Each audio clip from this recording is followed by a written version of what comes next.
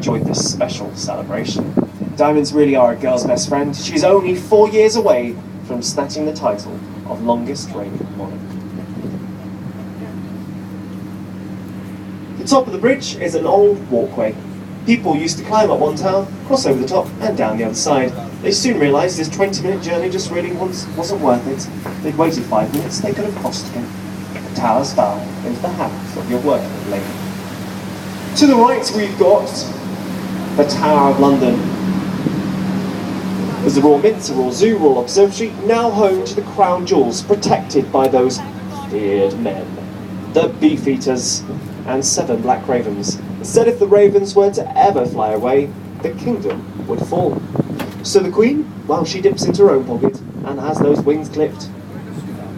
Yes, there are also 7 standby ravens in case they all keel over.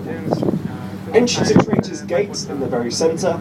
This is where those people from Blackrod Steps I mentioned earlier, this is where they would have gone. It's known as the only one-way street in London, because not one single person ever came back, bar Queen Elizabeth I. Many prisoners kept there over the years. Some of the most recent were during World War II. Rudolf Hess, the deputy of the Nazi Party, was caught flying into Scotland on a solo mission, claiming peace. So Winston Churchill? Nah, he wasn't having none of that, and had him imprisoned here. The Craytons also spent a night here, failing to inform the authorities they hadn't served their national service. A rich and bloody history we turn our back to, as we journey on down to the river, to the new and the tall Shard building. Over 80 stories high to our left is the tallest building in London, and the EU. Well, that title won't last long because the French are building one bigger. Oh mon Dieu, the rivalry continues. We'll have 2 viewing platforms and you'll be able to see 40 miles away. To put that into perspective, on the London Eye you can see 25 miles away. The design by Renzo. The building sitting neatly in front of it, the sandy coloured building with the glassed arched roof, is Hayes Galleria, where the first cold storage was used in the UK, delivering New Zealand cheese and butter.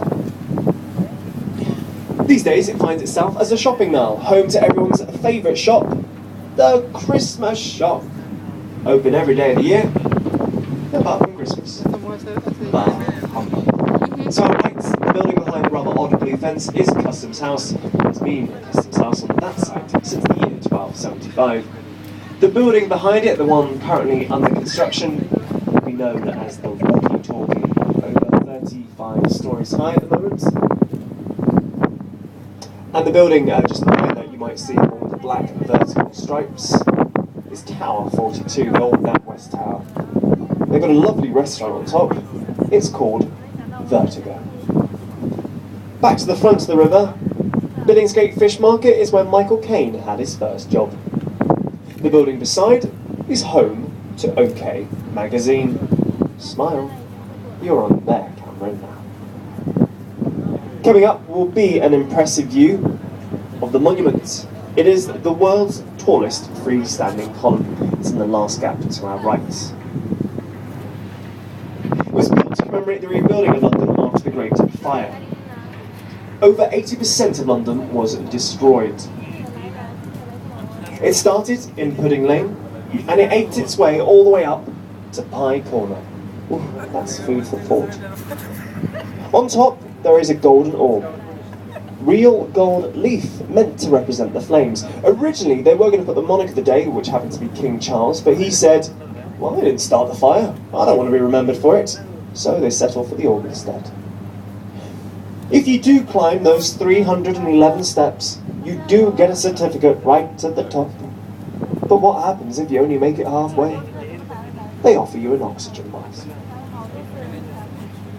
St Magnus the Martyr is the building that sits neatly in front of it, also a design by Sir Christopher Wren.